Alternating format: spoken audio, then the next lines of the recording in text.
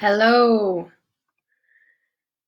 I believe I've got this figured out, maybe. Here we go. Oh, there it is. Yay, it worked. Okay, sorry about that, everybody. I had some technical difficulties trying to figure out how to do live video from my computer. I've never done it. It's usually on my phone. So there's a totally different screen,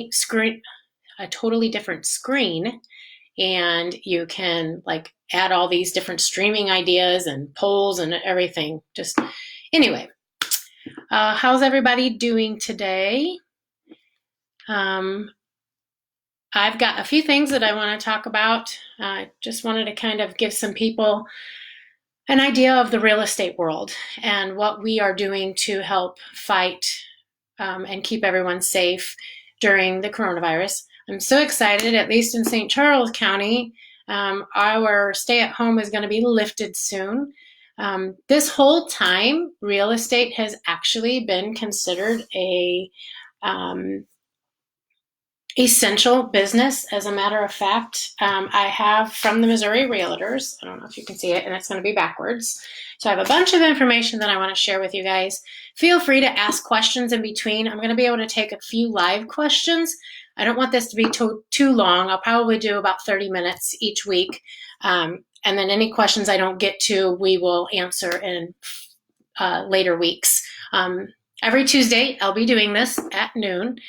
As long as people want to keep asking questions. It can be anything in the real estate world. If I don't have the answer, because I don't do finance, but I have enough people that are in finance or in mortgage and stuff like that, that I can bring them on as special guests, or I can ask questions and quote them.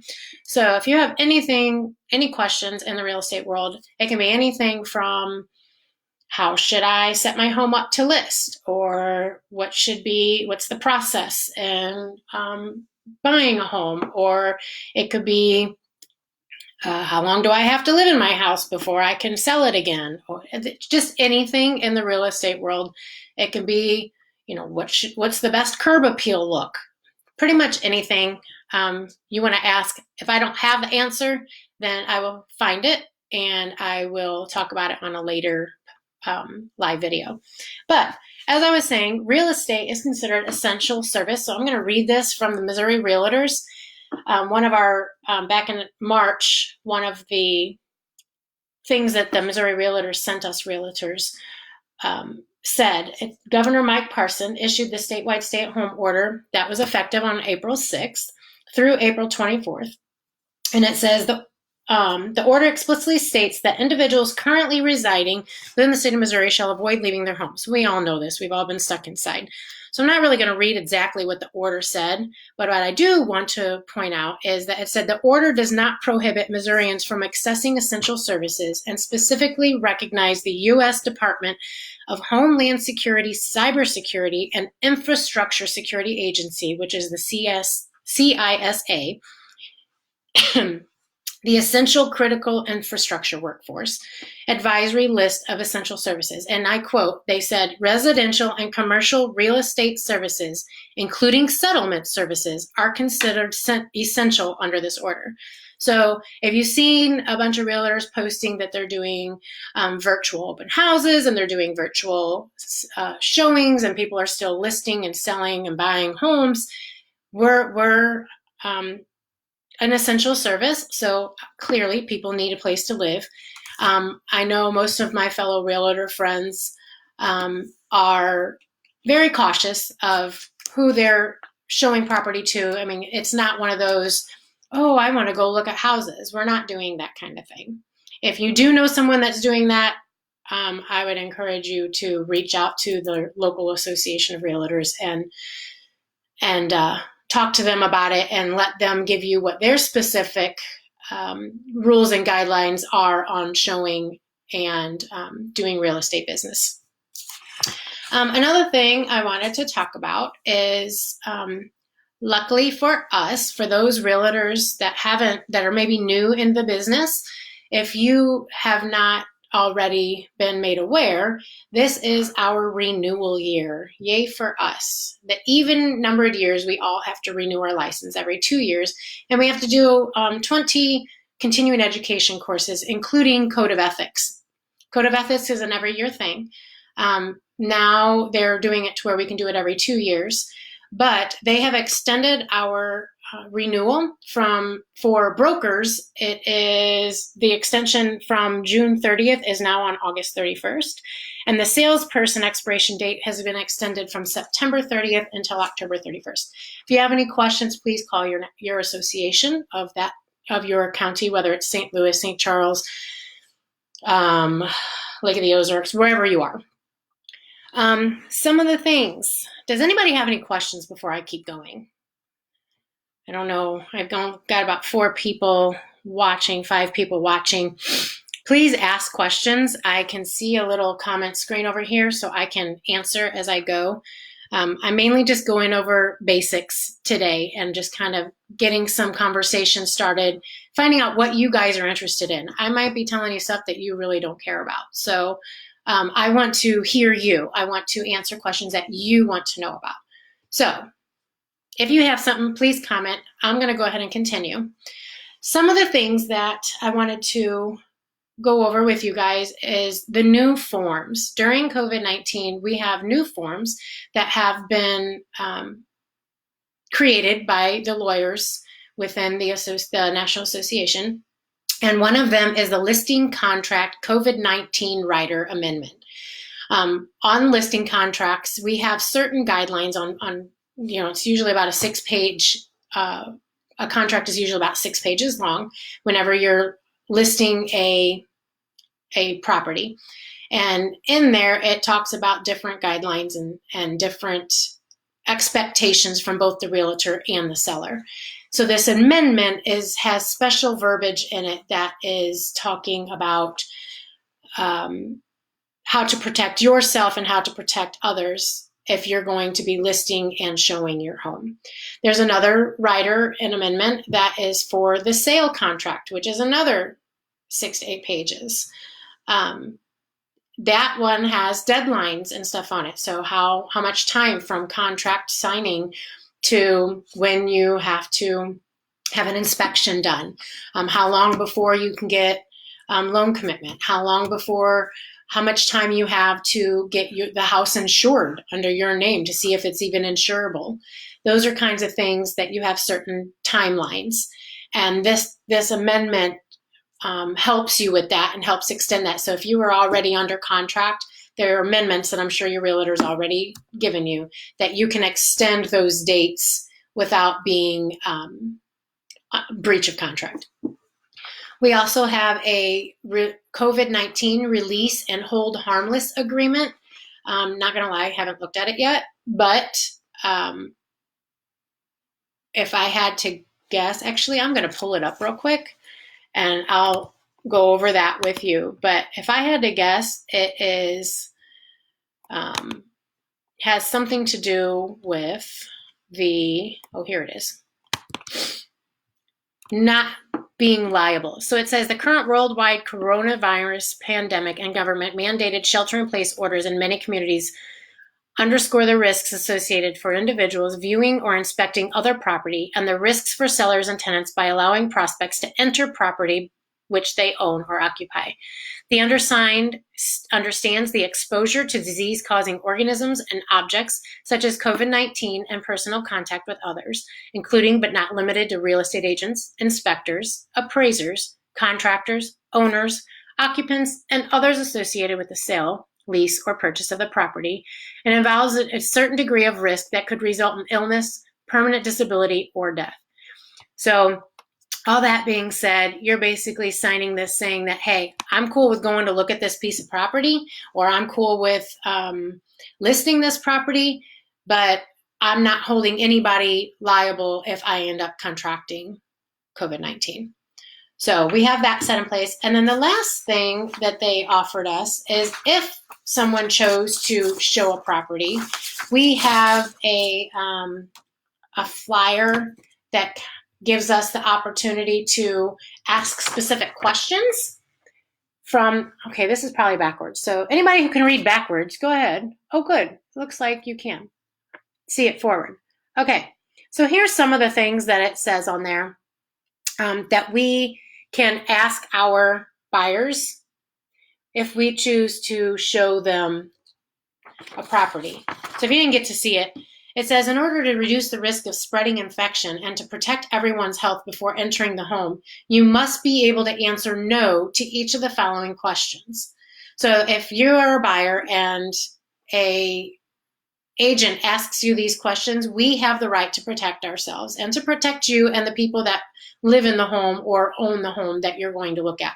So please don't get offended if we ask this. We're not trying to offend you. We're just trying to keep everybody safe. So question number 1 is, do you have a fever? For me, I would ask them if you've had a fever without any fever-reducing medications within the last 14 days. I add that myself just because that's kind of the incubation period for it. And I want to know, because if you had a fever a week ago, but you've been taking Tylenol, that doesn't mean that you don't have a fever. It just means that medication made it go away. So I want to know that.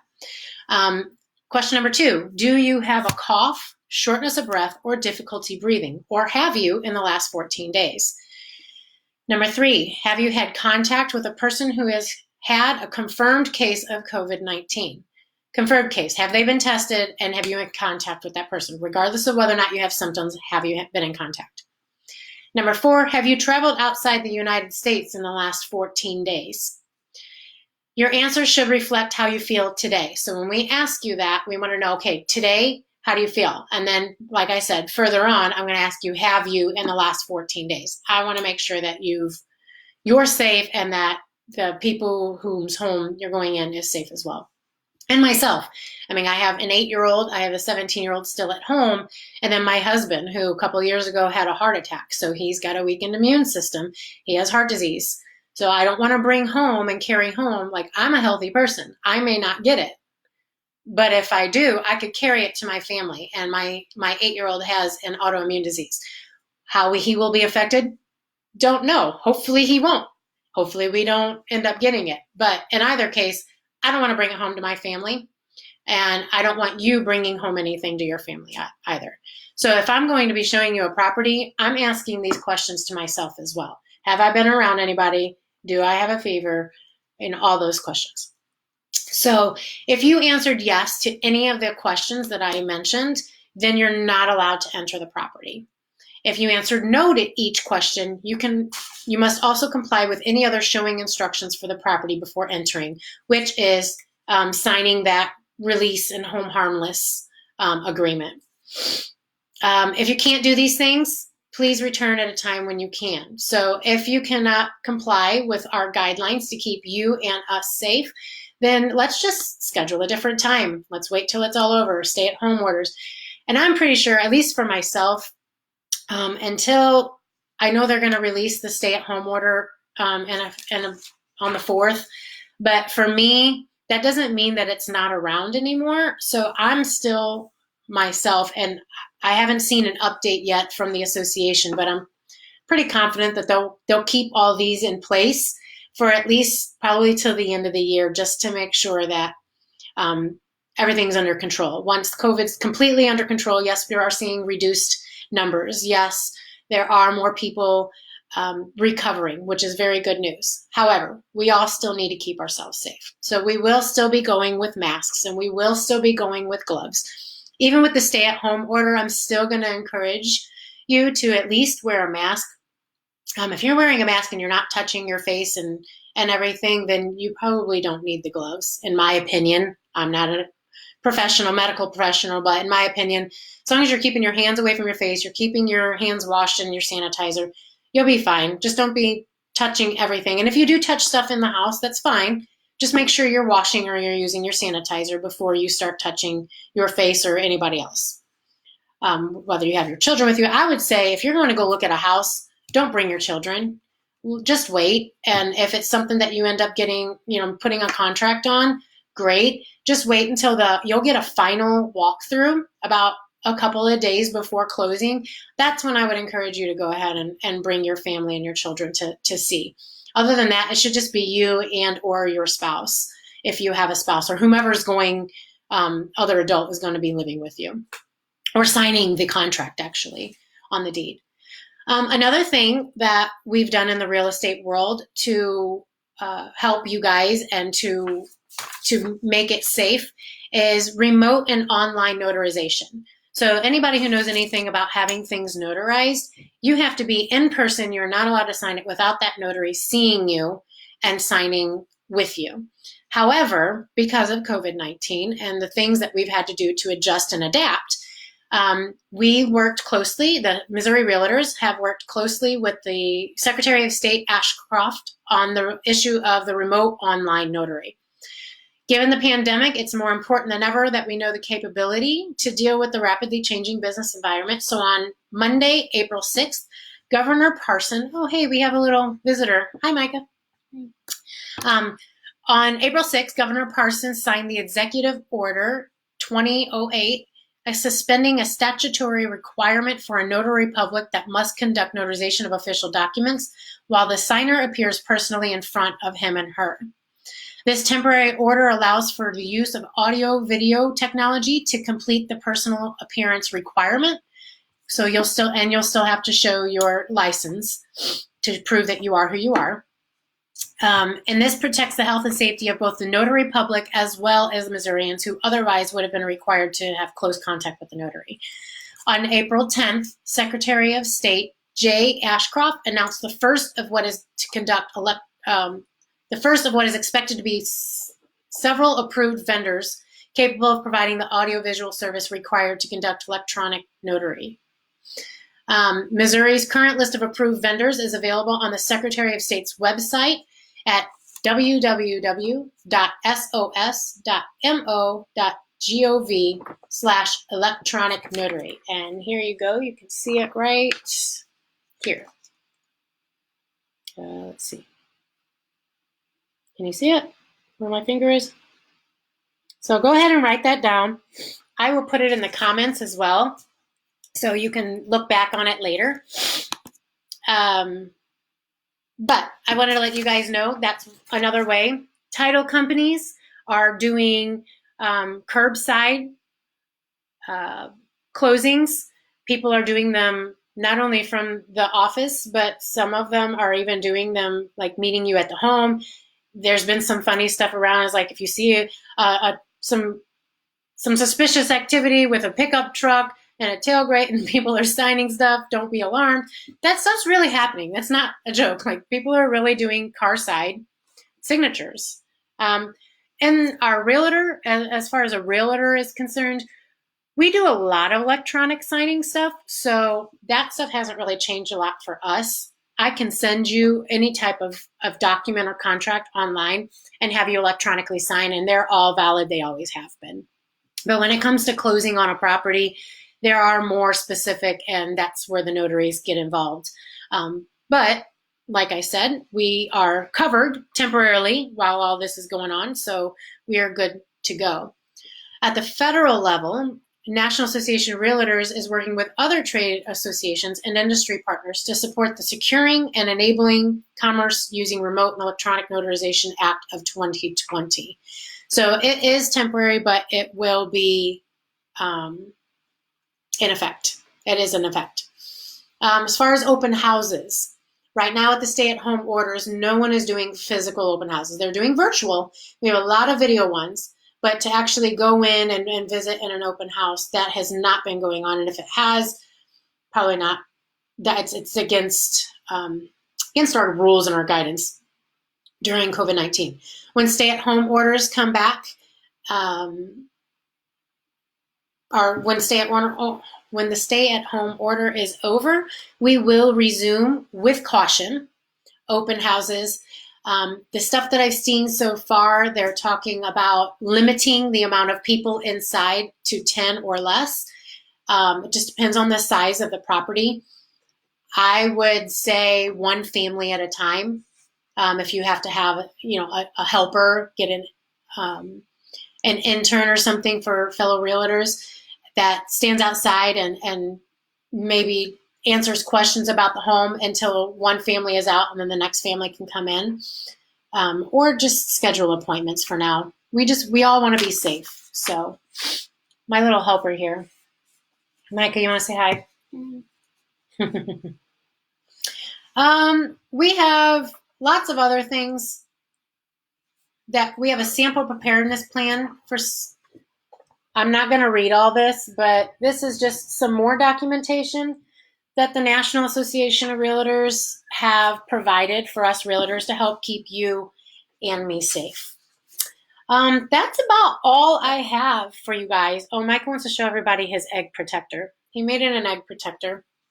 And we're going to do an experiment here after this video and see if he can drop it. So anyway, side note, that's all I have for you guys in regard to the COVID-19 and guidelines. There's so many other things that we're doing and that they're providing us to help keep all of us safe.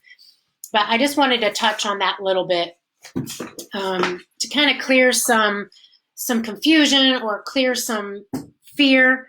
We are doing everything we can to protect you and to protect ourselves. So don't be afraid to contact your favorite realtor, me. Don't forget to feel afraid to contact your favorite realtor for more information. We all got the same stuff. So contact them, ask questions. Don't be afraid to go ahead and start your home search process. It's a wonderful time. As far as the market, prices really haven't changed. We do have less inventory than we had before since COVID-19, and we already had low inventory to begin with. So prices are still the same. And until we start having more inventory, our prices are not really going to move much. There's still rentals available. There's still homes for sale available.